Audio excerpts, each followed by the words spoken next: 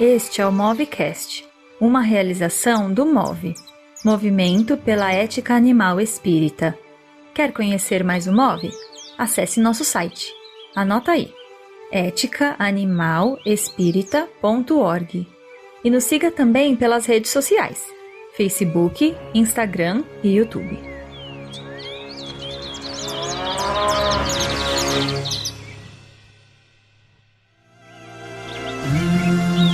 Os peixes e os bichos da água, as aves e os bichos do céu. Irmãs e irmãos, humanos e não humanos e toda a natureza, louvados sejam! Está no ar o Movecast especial com o querido André Trigueiro. No dia 23 de maio de 2020, Natália Zagonel entrevistou André Trigueiro em nosso Instagram sobre o tema Ecologia da Esperança. Esta entrevista histórica abordou assuntos como a origem do novo coronavírus, os impactos do consumo de animais, as medidas para o mundo pós-pandemia e também sugestões ao movimento espírita sobre a necessidade da mudança de hábitos alimentares e de consumo. Agradecemos muito ao André Trigueiro por suas motivadoras palavras. Aproveite então este novo episódio do MOVE. Amo os peixes e os bichos da água. Amo as aves e os bichos do céu. Amo as flores e os seres da terra. Tudo que vive e se move nela.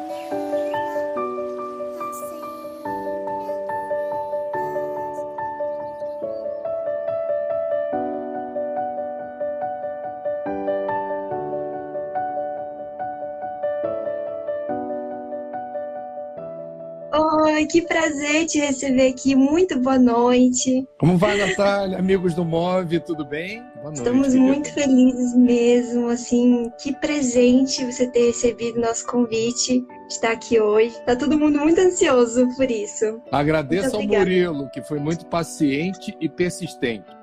Com certeza, ele estava com a gente o tempo todo e foi maravilhoso esse processo todo de preparação. E aí, como é que você tá? Eu gosto de brincar quando me perguntam como é que eu tô, dizendo assim, eu tô ótimo fora o resto. Muito bom. Fora o resto, tá eu tô tudo bem.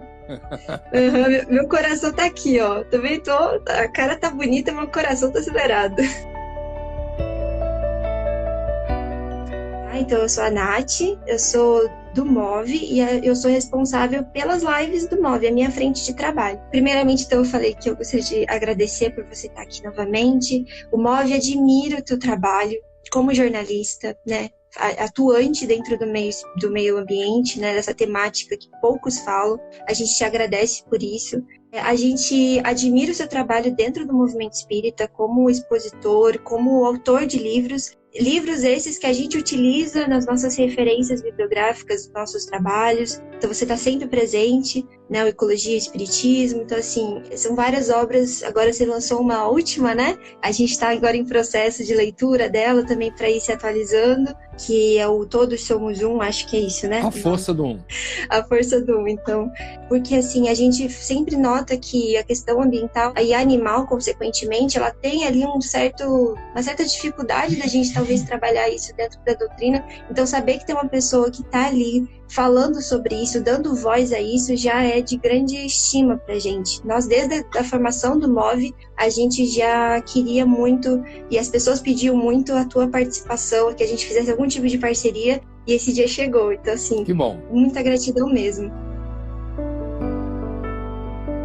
E a nossa primeira pergunta, André, eu queria te perguntar assim, se você tem uma certa dificuldade de falar sobre a questão da temática ambiental, tanto dentro do movimento espírita, quanto no seu trabalho quanto jornalista, porque assim, nós do MOVE, como eu falei, a gente tem essa dificuldade, sim, dentro dos espaços espíritas de levar essa ética animal. E nesse contexto de pandemia, a gente notou que isso tem ficado cada vez mais nítido. essa discrepância. Então a gente percebeu assim que está tendo um belíssimo trabalho virtual em relação ao que está acontecendo da pandemia, esse contexto do Covid-19. Você mesmo está fazendo o Papo das 9 todo dia lá às 9 horas, tentando acalmar as pessoas, né? Tendo esse processo que é muito interessante, só que eu percebo que poucos têm o interesse assim de falar exatamente da causa principal dessa e de outras pandemias da história, que é a criação e o consumo de animais. Então, o que você pensa a respeito? Primeiro, assim, dessa dificuldade que a gente tem encontrado dentro do movimento espírita, e você talvez dentro do seu trabalho, dentro do meio espírita também, e em relação a essa falta cometida dos meios de informação, de passar isso para a população em geral.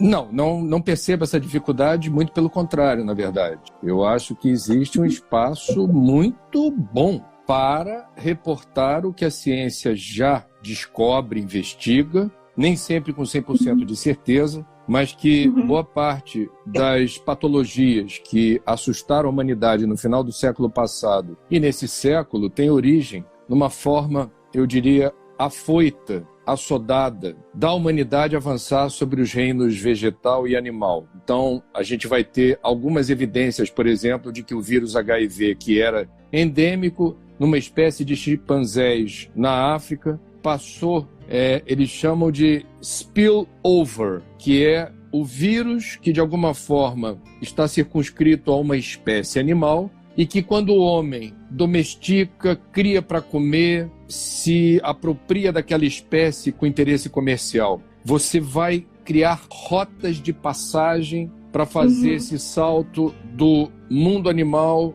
para o mundo hominal. Então, isso teria acontecido com o vírus HIV. Há evidências de que a gripe suína, a gripe aviária, também tenha tido o mesmo fenômeno. Todo vírus, por princípio, é mutante. Os vírus que ocorrem no mundo animal, quando a gente avança o desmatamento, acessa grupo de animais que hospedam certos vírus, estabelecemos essa relação promíscua com animais de criação em grandes mercados ou por outras várias rotas possíveis. Esse spillover acontece, esse salto, e o novo coronavírus teria essa mesma biografia. Quanto à dificuldade de falar sobre isso, eu realmente, com toda franqueza, pelo contrário. Eu vejo, por exemplo, nos canais de streaming, Netflix, você vai ter um cardápio generoso de documentários falando sobre isso. Na TV a cabo, você vai encontrar, e isso não é de hoje, antes de ter TV a cabo, quando só tinha TV aberta, você já tinha canais de televisão que ofereciam produtos muito interessantes e que davam audiência, mostrando bastidores do mundo selvagem, a beleza de você ver o animal solto na natureza, como é que ele vive, como é que ele se reproduz, quem são os predadores.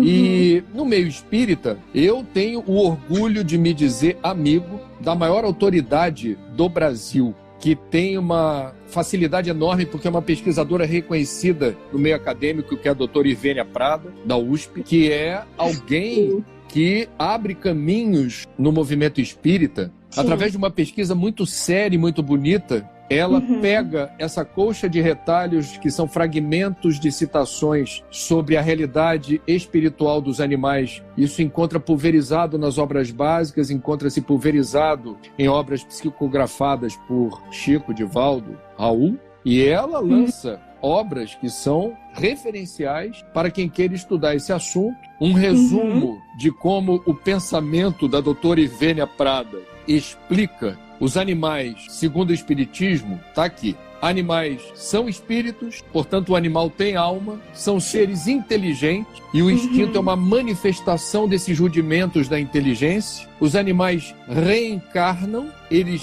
evoluem, existe, portanto, um laboratório evolutivo onde vai germinando lenta e progressivamente a consciência. Eles emitem o pensamento em ondas fragmentadas. E doutora Ivênia, portanto, e eu me identifico muito com ela, é uma pessoa que abre caminho no meio espírita num país que gosta de dizer os espíritas. É a maior nação espírita do planeta. E é o país que mais mata bicho no planeta.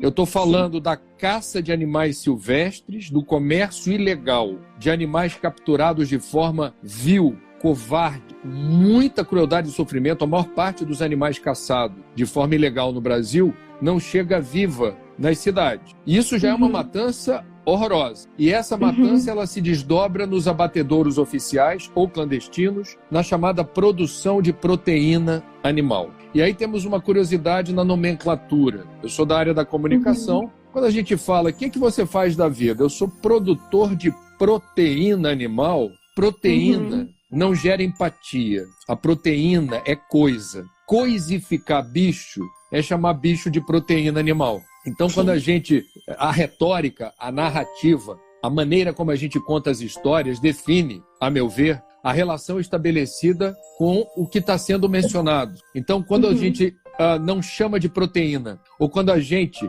no país do churrasco, é isso que eu queria dizer, o Brasil não é apenas o país da maior matança de animais, é o país que cultuou o churrasco, ou seja, como um elemento cultural de entretenimento, de agregação de pessoas em torno de um braseiro, né? E nós temos churrascarias que promovem o rodízio, que é um ritual que alude aos povos bárbaros, né? Quer dizer, você vai comendo diferentes tipos de carne, misturando a tal da proteína, e enche o bucho de carne, e aí mesmo os médicos que recomendam que a proteína animal seria, segundo essa corrente, insubstituível, são, por uma questão de honestidade intelectual, obrigados a dizer, cuidado com a ingestão exagerada de carne, porque a carne apodrece dentro da gente, gerando toxinas que prejudicam a saúde e que levam uma eternidade para serem metabolizadas dentro de nós. Então eu estou fazendo aqui um resumo, esse assunto é uma enciclopédia, nós estamos falando de uma nova era,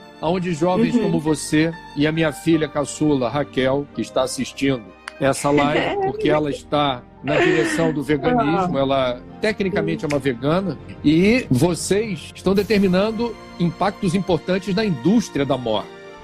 Eu vou explicar por quê.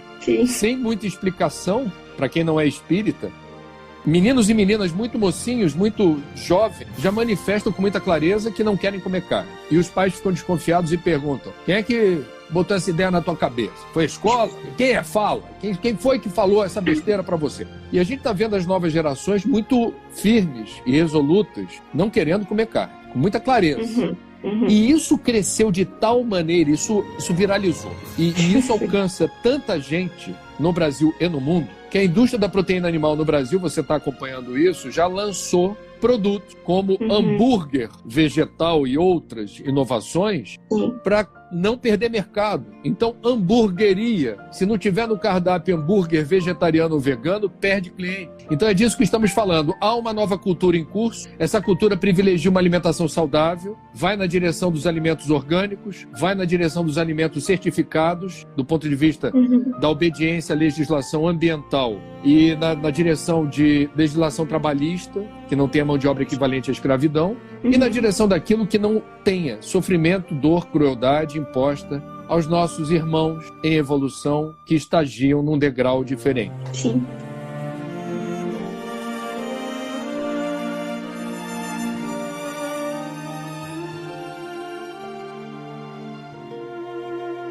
Então, isso que são várias coisas, né, que eu fiquei captando aqui da sua fala. Primeiro, você falou da questão da doutora Ivênia, né? Eu faço veterinária na USP. Então, ela foi a docente, infelizmente não cheguei a pegar aulas dela, né? Mas ela é do setor de neuroanatomia lá. E eu tenho amizade com ela, a gente está fazendo ali uns projetos, talvez, ali de reabrir, porque já existia um grupo de estudo sobre espiritualidade dos animais, e quando ela se aposentou, esse grupo acabou tendo uma falta, né, da organização e acabou morrendo. E aí a gente está pensando assim, depois, após a quarentena, em retornar a isso, porque é muito importante. A gente percebe tanto em universidades de medicina, você vê a espiritualidade atuante, né, grupos de espiritualidade falando cada vez mais sobre isso, você vê simpósios, e a veterinária precisa começar a ter mais isso, né?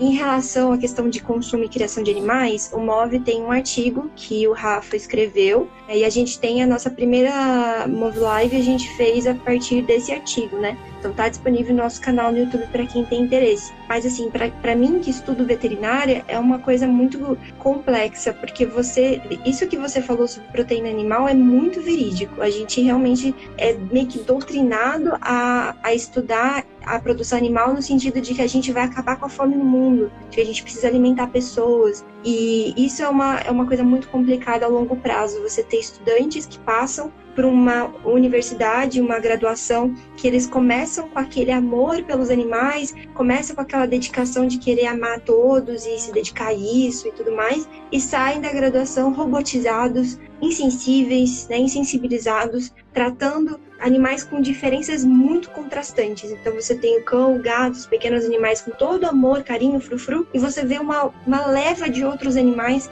sendo totalmente desprezados e tendo, assim, pouco reconhecimento da questão da ciência deles. Então a gente tem, assim, nos últimos 5, 8 anos, mais ou menos, o início da questão do bem-estar animal, da ciência do bem-estar animal. E isso, assim, sinceramente, ela é uma coisa meio paliativa. Não que ela não seja importante, ela é primordial. Estudar o comportamento dos animais, estudar o bem-estar. Só que isso devia ser uma coisa mais, sabe, horizontal para todos os seres. Só que quando você pega a produção especificamente, ela está voltada para o bem-estar do ser humano. Ela está voltada em tentar fazer com que um suíno fique menos estressado possível no transporte, para que eles não se choquem entre eles, não gerem hematomas na carcaça, e isso não vai prejudicar fisicamente a aparência da carne. Então sempre tem esse aspecto muito de antropocentrismo mesmo, de achar que a finalidade do animal é o homem. E assim, dentro do próprio veganismo, você tem duas grandes vertentes, isso as pessoas não sabem, mas existe, que é o do bem-estarismo, que é mais ou menos essa vibe, no sentido assim,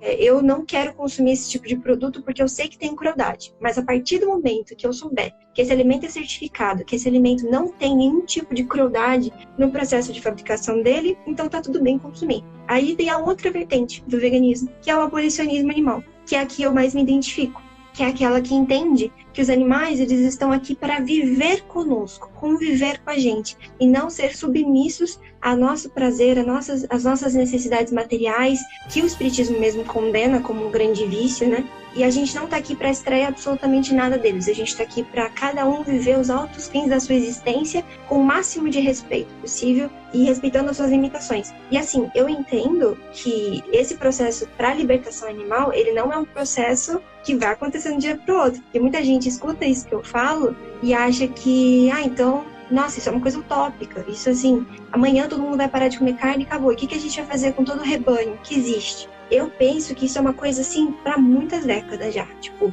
2050, 2060 para lá, que a gente vai ter uma grande crise na pecuária, principalmente, você pode falar muito melhor que eu, a questão dos impactos que a gente está vendo no meio ambiente, desse consumo exagerado, o crescimento da população humana está ficando assim uma coisa exorbitante, a gente está chegando a 8 bilhões de pessoas. Como alimentar todas essas pessoas utilizando de proteína que você demora anos para conseguir, como, por exemplo, então, a carne Natália, bovina, né? Essa é uma questão importante. Eu fiz um Cidades e Soluções sobre isso. Existe um relatório da FAO, que é o Fundo das Nações Unidas para Alimentação e Agricultura, que deixa muito claro que não há possibilidade, considerando as projeções de crescimento populacional da ONU. A gente deve chegar em 2050 com aproximadamente 10 bilhões de habitantes. E a FAO, com muita serenidade, não é terrorismo, não é vaticinar um roteiro distópico de ficção científica. Não há como prover a humanidade do prato feito que vende ticket de refeição por aí, que é 2 porções de cereais, salada, legume e carne. Não haverá carne para esse povo todo. E aí, isso já está inserido no cardápio de boa parte do mundo, no Oriente e na África, que é a proteína que tem origem nos insetos, né? Então, eu estive em São Paulo gravando o programa num restaurante que tem como o chefe do restaurante, que é um chefe de cozinha, uma formação específica na manipulação de diversos insetos que são ou processados, eles viram uma poeirinha, ou eles têm a sua resolução natural, que é meio nojenta dependendo dos pruridos do consumidor. O fato é que eles estão já inseridos na dieta de boa parte do planeta. No Brasil a gente não fala muito disso, mas eu já estou aqui aproveitando a deixa para dizer, nós precisamos nos informar sobre o que significa a política econômica brasileira ligada ao agronegócio, entendendo que é um bom mercado a ser explorado pelo Brasil, abrir caminho para pastagem, para criar gado e para exportar proteína animal, achando que no preço da arroba do boi, por exemplo, é um bom negócio porque é uma commodity, o preço é atraente. A gente não insere na arroba do boi os danos ecológicos causados pela criação do boi, qual seja, um grande emissor de gases de efeito estufa pelos arrotos. O boi é um ruminante, tem 4 estômagos e ele, o tempo inteiro, está emanando CH4, é natural metano, da que é um fisiologia gás dele. que aquece o planeta. Ele tem o pisoteio, que desconfigura margem de rio, mata ciliares. Ele tem o esterco, que também tem uma contribuição importante para as emissões de gases de estufa. E aí temos uma questão que é dramática no Brasil e que constrange o agronegócio. Nós temos o equivalente a um estado de Minas Gerais. O estado é grande, Minas Gerais é um estado gigantesco, em pastagem degradada, pastagem que foi abandonada para trás. E nós temos a expansão das pastagens em direção de floresta. É uma economia burra, isso não resolve, isso agrava, isso é um legado terrível. Então, para os que não têm ainda a disposição de encarar uma redução na dieta de carne, que lute e milite em favor de 2 caminhos: selagem e certificação, exigindo que isto cresça no Brasil. A gente tem a soja certificada, a gente precisa ter a carne certificada, que é uma proteção em relação à criação, transporte e abate que envolvam crueldade e sofrimento, mão de obra equivalente à escravidão, e a noção daquilo que os meus alunos da PUC, desde 2004 que eu dou aula na PUC, a gente faz exercício de visão sistêmica. Um bifinho tem uma história por trás. Tem um documentário, A Carne é Fraca, da Nina Rosa. Nossa, que forte. Foi um dos primeiros documentários feitos aqui no Brasil sobre o assunto. Sim, brasileiro. E eu exibi para todas as minhas turmas na PUC durante um tempo. Agora a gente tem outros documentários muito bons também. E o Instituto Nina Rosa, quando a gente exibe o documentário, é muito interessante a reação da garotada. Porque tem pelo menos, vamos botar aqui em média, de uma turma de 30, 2 a 3 não aguentam e saem da sala. E o documentário é claro quando omite as cenas mais dramáticas, violentas do abate. De bois, de frangos e de suíno. Ainda assim é chocante. Depois tem um grupo de aproximadamente, de cada 30, 5 ou 6, que depois do documentário não querem mais comer carne. Eles saem da sala resolutos. E nós vamos ter o exercício da visão sistêmica, que é tudo aquilo que a gente compra. Roupa, sapato, aparelho eletrônico, móveis, carro, bicicleta, óculos, livro. Tudo tem uma história por trás. Quando a gente come e a gente abdica, a gente renuncia às informações que aludem ao histórico daquilo que tem por trás um ser ciente, tem um espírito em evolução, que é capaz de sentir dor e sofrimento, que reage à dor e ao sofrimento. A gente, e essa é uma luta minha, eu sou contra qualquer patrulhamento invasivo que determine o que cada pessoa deve comer, exceto pais em relação a filhos. Porque o filho e a filha normalmente precisam aprender o que precisam comer para ter saúde. O aspecto nutricional é importante. Se o pai e a mãe dão uma orientação, não tem plano B para o filho. Vou ter que aprender a comer salada, vou ter que aprender a comer na hora certa, não vou comer besteira na hora errada. Isso é educação. Alcançou a maioridade, o menino ou a menina começa a ter autonomia para escolher o que se quer comer e de que jeito, porque a vida é tua, toca a sua existência. Agora, portanto, cada um tem o direito de comer, exceto a situação de pais ou responsáveis para com os filhos, o que quiser. Eu penso assim. Agora, todos, sem exceção, têm a obrigação de saber a história por trás de cada coisa que se põe na boca, se mastiga e se engole. E é muito curioso como a gente... E isso é uma coisa que me parece muito sinérgica com o princípio que move o move. Com perdão do trocadilho. Que é como é interessante as histórias que se repetem de quem cria. Normalmente no interior, você vê nascer o pintinho vira franguinho, franguinho vira um frangão. Aí alguém vai pegar o frango para fazer a comida, quem viu crescer diz, eu não vou comer o Felisberto. Eu não como, vocês não vão matar o Felisberto. Aí o bezerrinho viu nascer, viu crescer, desmamou, virou já um bezerrão, virou um boi. Aí alguém diz, vai ter churrasco com quem? Com o Lucas. Não, ninguém toca no Lucas. Ninguém toca no Lucas. Então, é muito interessante quando a gente percebe que aquilo que a gente conhece estabelece imediatamente uma relação de empatia. A gente percebe por trás da couraça, do couro, da plumagem, que há Da ali escama. um ser vivo que a gente vai se afeiçoar. Tem funcionários de abatedouros que não conseguem lidar com a realidade hostil de um trabalho que implica na Nossa, violência de impor a morte a quem resiste à morte, porque não é coisa. Não é coisa. Eu me lembro de Divaldo Pereira Franco ter dito em Porto Alegre, no recesso, lá no intervalo de um congresso, e isso me marcou muito, que ele falou assim: como por vezes um espírito que foi numa vida anterior, numa vida pregressa, um assassino, um homicida, com prazer de levar a óbito seu semelhante. Olha a situação. Temos aí uma questão que envolve um psiquismo que está adoecido, é um problema.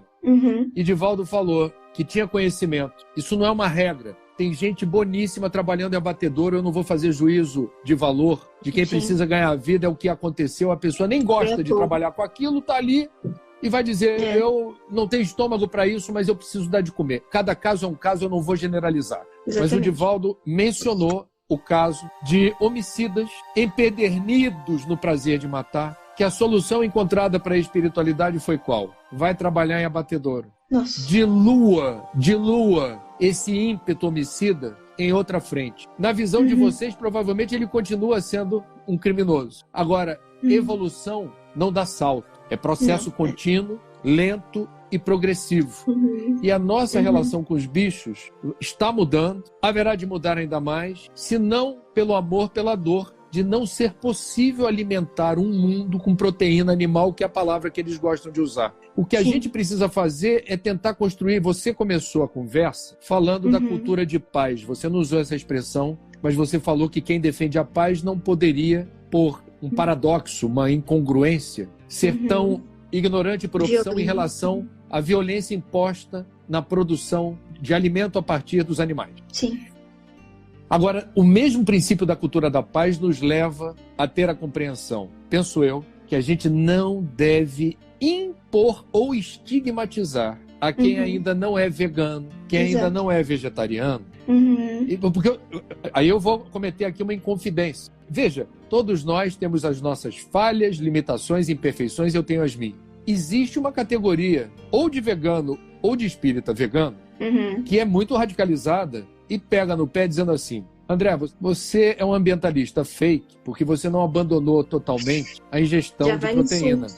Cada um com o seu cada um. Eu não estou aqui para esvaziar a lógica de outra pessoa que, por outras formas, chegou a uma conclusão dessa. Agora, isso não é construir uma cultura de paz. O Murilo, por exemplo, do MOV, é um cara muito interessante porque ele, de forma generosa, se habilitou a me ajudar, se eu quisesse essa ajuda luxuosa, a ter uma pessoa que pudesse me auxiliar ou que eu pudesse acessar um conhecimento específico no sentido de substituir à altura a proteína animal. Eu tentei parar de comer carne 2 vezes na minha vida, eu tenho 53 anos. Eu já tentei 2 vezes parar de comer carne. Nas 2 vezes, eu tenho uma jornada de trabalho punk. Eu não tenho uma palavra em português que possa explicar bem. Imagino. Eu vou colocar em 4 letras, em inglês. É punk.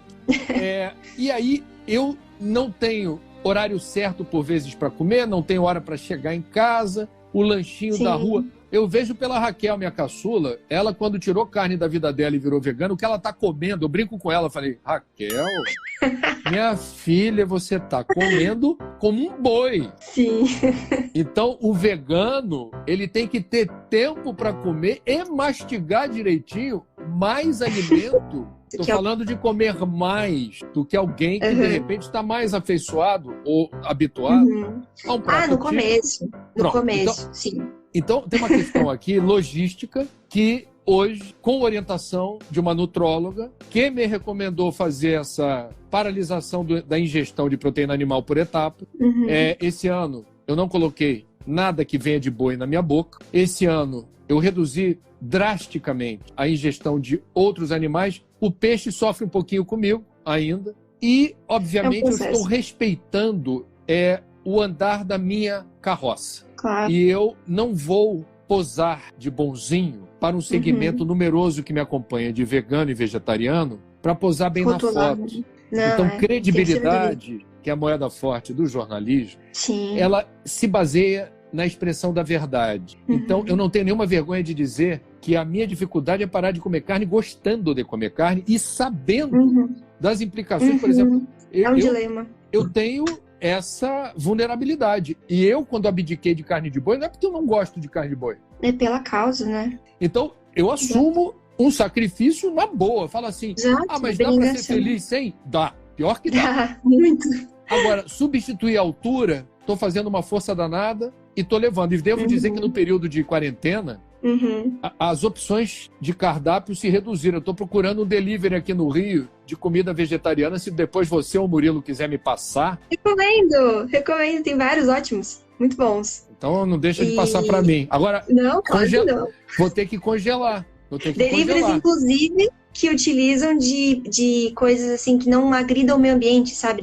Tem umas propostas assim de gerar menos impacto, menos lixo. Tem uns ótimos, depois a gente passa pra você. Para congelar. É para Também, congelar? não, sim, claro, dá pra É o que eu tem tô te vários. falando. Minha né? vida é aquela vida de vamos que vamos. Correndo, Todo mundo pra lá e tem pra uma cá. vida assim, editada, claro. Não, mas é isso que você falou, é uma obrigação, é óbvio. Eu amava comer carne, amava tomar leite. Eu sou do Sul, eu sou daqui de Curitiba. A gente fazia churrasco direto, minha família fazia direto. Então, assim, a gente não deixou de gostar porque a gente parou. É justamente uma abnegação por causa de uma causa muito maior. E eu entendo, as pessoas vivem um dilema ali, que tá tipo, meu Deus, eu gosto muito, é minha cultura, mas ao mesmo tempo, olha o que tá acontecendo com os bichinhos e tal.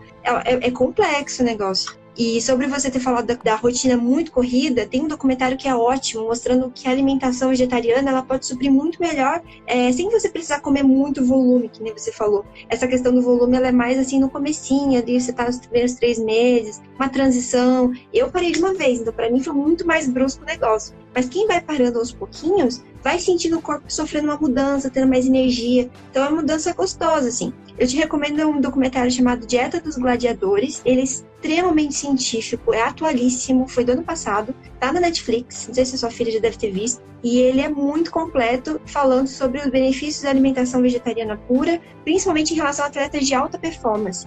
O homem mais forte do mundo, ele levantou 550 quilos para ganhar o recorde do Guinness. Ele é vegano, há mais de 12 anos, eu acho. Então, assim, sabe, acho que é isso que você falou, a gente tem que ter informação para a gente conseguir tomar a nossa decisão, e ela é uma decisão pessoal e tem que ser respeitada, mas primeiro a gente tem que saber. Bom, né? eu aguardo, eu acho que eu vou receber uma avalanche de cardápios, recomendações. Eu tô ferrado. Ótimo. Vou passar o domingo acessando o cardápio. Agradeço. Pega tua filha, ó, só para assistir o documentário junto, que delícia.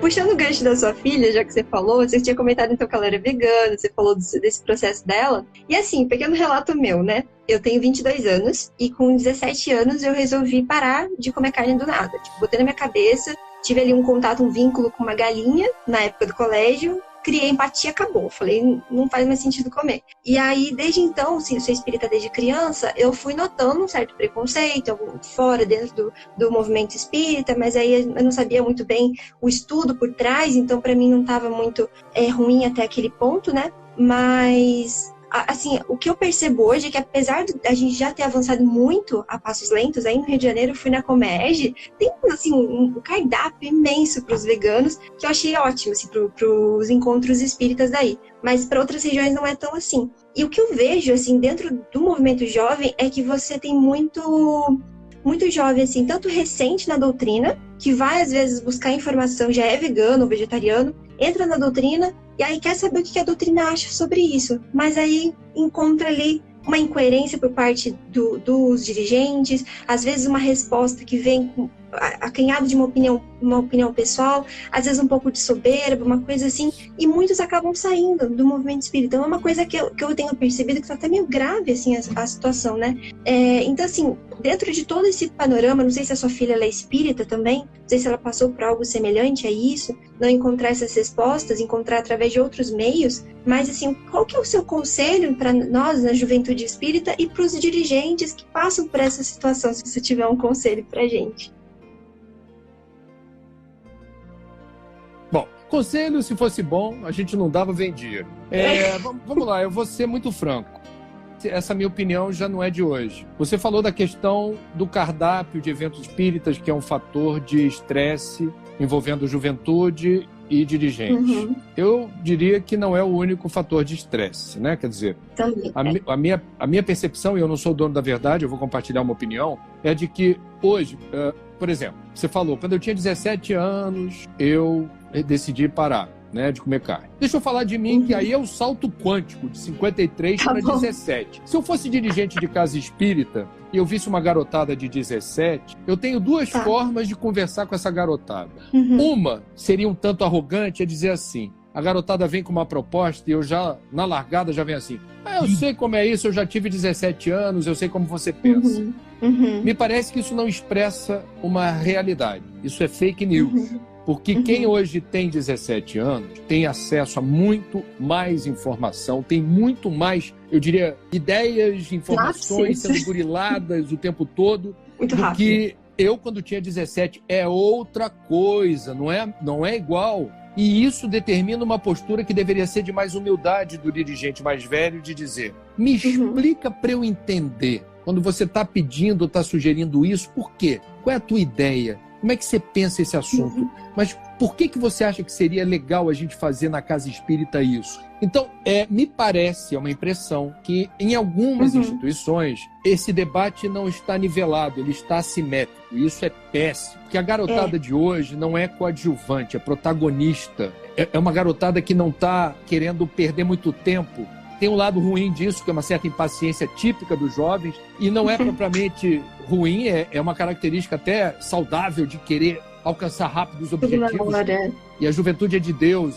Eu acho que é uma característica inerente ao jovem, que é a inquietação, a necessidade de promover o novo, de pensar diferente e fazer diferente. Se não preenche essas variáveis, é uma juventude que é de meia pataca, não é para valer. Portanto, me parece que a garotada, vocês, têm que descobrir rotas de negociação. Vocês têm que descobrir como é importante para vocês uma conversa no nível que vocês acham que vocês merecem. E deixar claro o que está em jogo quando o diálogo não está aberto. O prejuízo que isso causa para o movimento espírita quando os jovens não têm voz nem vez e não podem desenvolver trabalhos inovadores, novas rotinas, novas abordagens. E acho que tudo o que vocês estão falando encontra aqui ou ali o amparo de pessoas mais velhas. Irvênia Prada, que eu citei na largada da nossa conversa, ajuda a dirimir, ajuda a parar arestas. Quando alguém vem dizer, mas isso é coisa de você, 17 anos, vocês estão... Não. Doutora em veterinária da USP. Se o senhor quiser, eu apresento para o senhor ou para a senhora, para a gente ter aqui um balizamento do que estamos propondo. Então, vamos lá, Natália, numa boa. O que eu acho é que vocês não têm que ter nenhum receio de seguir em frente, batalhando e militando em favor das ideias que vocês construíram a convicção de que são as ideias que merecem ter voz e vez e espaço, alcançando outros ambientes, outros horizontes. Vamos trabalhar nas redes virtuais, vocês já estão fazendo isso. Vamos batalhar no campo musical, no campo artístico, com peças de teatro, documentários. Vamos fazer uma minissérie gravada e editada no smartphone. Vamos fazer aqui parcerias com pessoas que estão na linha de frente do acolhimento, da recuperação veterinária, da promoção de doação de animais domésticos. Vamos conversar com agrônomos e veterinários que dão instrução técnica para produtores rurais. Como a gente pode, para quem não vem cumprindo os protocolos mais básicos de bem-estar animal, como é que a gente marca a presença denunciando? Vocês podem também fazer campanha dizendo assim, olha, não consumam esta marca, cuidado com esse camarada, cuidado com fulano de tal. Na era das redes digitais, vocês têm um canhão que pode ser usado para o bem, para a promoção da paz, constrangendo quem de forma sistemática boicota de maneira desonesta o bem-estar animal. Então são muitas possibilidades. Eu acho que vocês, claro, a sua pergunta faz sentido. Como é que a gente cria, como é que a gente abre espaço? Agora veja, as dificuldades, e pode escrever o que eu vou te dizer, porque é isso mesmo. Quando fechar uma porta para você e para o MOV, vocês vão ter a demanda de abrir outra. Ou seja, um rio, quando tem que seguir em frente, não há represa, que significa a interrupção desse fluxo de água. O que vocês estão trazendo é a mensagem do terceiro milênio. O que vocês estão de forma pioneira antecipando é uma nova cultura alimentar e gastronômica. Vocês, portanto, estão com moral, com as bênçãos de Deus e da falange de Francisco de Assis, para seguir em frente descortinando novos horizontes de percepção, de sensibilidade, de hábitos alimentares. Não tem que se preocupar, não tem que ter medo, não tem que ficar aflito, não tem que construir angústia e ansiedade. As coisas vão acontecer do jeito certo, da hora certa, como Deus quiser. Agora, vocês não podem retroceder 1 milímetro em relação às convicções que vocês já têm e já consolidaram. Muito obrigada. Ai, desculpa a emoção. Porque a gente espera tanto que alguém fale isso pra gente, que alguém dê voz. É só muita gratidão mesmo. Desculpa. A gente tá se encaminhando pro final, e aí ficou uma última pergunta que eu acho que dá pra gente usar como se fosse uma conclusão.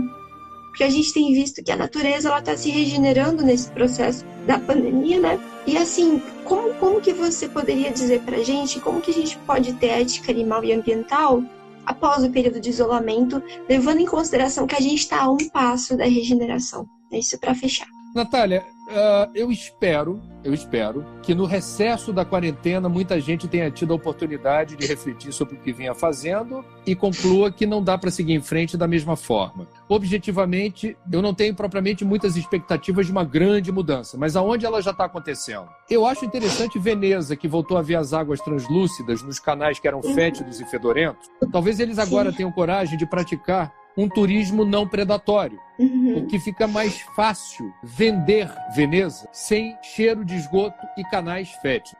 Amsterdã, na Holanda, fez uma escolha.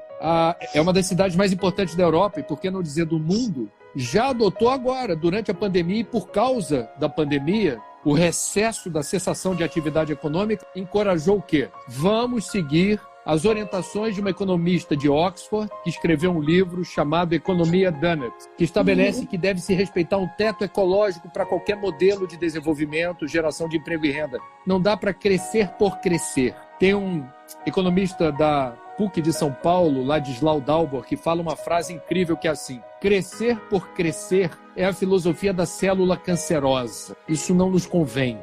Então, Amsterdã já fez uma escolha. Londres está voltando a permitir a circulação de pessoas, alargando as ciclovias, dando crédito para mais bicicletas, para quem tem a dificuldade de consertar a bike, a magrela que estava encostada, ou queira comprar uma bicicleta nova. O prefeito de Londres disse: nós voltaremos da quarentena com mais bicicletas nas ruas, porque a gente quer menos fumaça, mais qualidade de vida e menos contato no transporte público. Isso é uma mudança real. Que legal. E nós estamos dando tempo para os ecossistemas marinhos, os estoques pesqueiros se reproduzirem. São muitas espécies que estavam muito pressionadas e que agora elas estão retomando o prumo.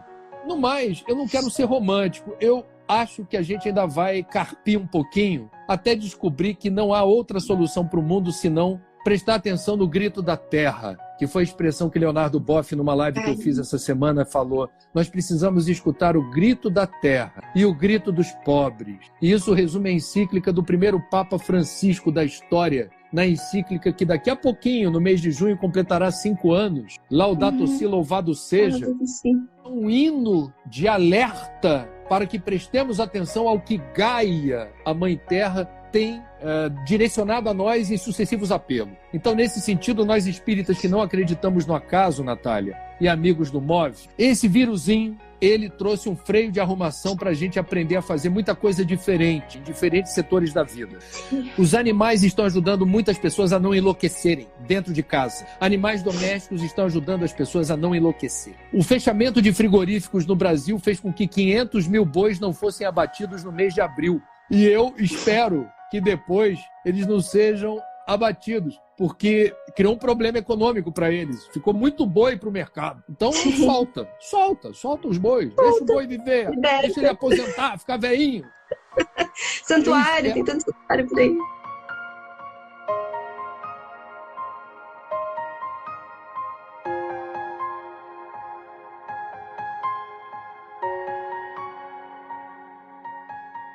E o MOV, assim, o nosso ponto central é a comunicação não violenta. A gente prioriza fraternidade, amorosidade, todos que são conceitos cristãos. Então, sempre na abordagem a gente aplaude, comemora, tá junto com todo pequeno passo que as pessoas possam dar em direção a uma ética animal e ambiental, consequentemente. Então, acho que assim, você até comentou na sua live na sexta-feira, né? Você tava com medo, assim, poxa, eu não sou vegana ainda. Mas assim, a gente já te aplaude demais, porque você, enquanto jornalista que fala a respeito do desmatamento da Amazônia, saber que a agropecuária é o vetor principal de desmatamento é um grande reconhecimento. E saber que poder cortar isso, se abster da carne vermelha, já é um grande passo. Então a gente te aplaude, te admira e estamos juntos para as decisões que você quiser tomar em direção a isso. A gente vai estar aqui te apoiando. Então, assim, baseado nisso que eu falei, né, em que a gente não pode tratar, se a gente quer um mundo de compaixão para todos os seres, não dá para a gente tratar os seres humanos com violência, né? Não dá para falar de violência com os animais tratando os seres humanos com violência. Então, por isso que a gente atua dessa maneira, a nossa principal abordagem. E aí, como nós não temos uma sede fixa, a gente trabalha primordialmente através de redes sociais, através de canais do YouTube. A gente agora criou um aplicativo também, então a gente está um pouquinho mais interagido, assim, mas a gente prioriza mais esses trabalhos virtuais porque tem um alcance maior também, né, das pessoas. E a gente agora, então, com a quarentena, tá todo mundo preso em casa, a gente pode fazer essa interação. Eu posso falar numa mocidade lá no Acre que as pessoas vão me ouvir, porque a gente tá todo mundo aqui, né? E só para fechar, o que é essa tal ética animal espírita que a gente tanto fala, né? A gente criou isso, que é um conceito, que é uma compilação através dessas referências doutrinárias que eu falei que a gente conseguiu, que tá no nosso site. E aliado às descobertas científicas recentes, principalmente século XX, século XXI, a gente entende que ela é uma conduta moral que inclui um esforço gradativo. Ele não é um esforço pontual, ele é um esforço sempre gradativo e paciente para a gente tentar excluir na medida do possível e praticável todo o consumo, financiamento, tudo que envolve exploração dos animais e impacto na natureza.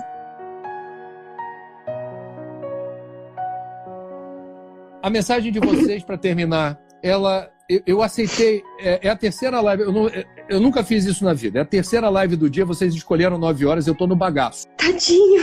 Mas eu tô muito feliz pelo convite, por estar aqui com vocês, para poder dizer que o trabalho de vocês é muito importante, ele faz a diferença, ele vai crescer. Prepare-se para o crescimento do MOVE, prepare-se para a influência positiva que vocês vão determinar, não apenas entre jovens, prepare-se para a semeadura de um novo tempo a partir do trabalho de vocês, determinando ânimo para quem queira ter a coragem de acordar um dia e dizer: não quero mais me alimentar da dor e do sofrimento dos bichos, não aceito mais viver num país que tenha rodeio, que tenha vaquejada, que tenha diversão às custas do sofrimento dos bichos. Não aceito que Barretos imponha uma festa por questões econômicas. Estamos no século XXI. O século XXI é o século em que a gente precisa enxergar os animais como espíritos em evolução, dignos de respeito, e que a gente construa lenta e progressivamente. Tá acabando o tempo.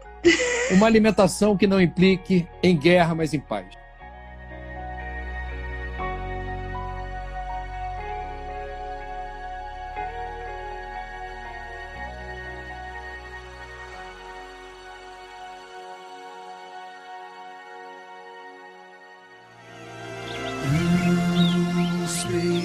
Enfim, chegamos ao final desse episódio especial do MOVE e queremos, em nome de muitos companheiros e companheiras, fazer um agradecimento especial ao André Trigueiro por suas motivadoras palavras que muito emocionaram os membros e membras do MOVE e nos estimularam a permanecermos firmes e perseverantes neste trabalho de amor pelos animais, pelas pessoas e toda a natureza. André Trigueiro, caro irmão, receba aqui o nosso abraço e fique ciente que você está em nossas preces. É isso. Venham se mover conosco pelos animais, pelas pessoas, por toda a natureza e até o próximo episódio.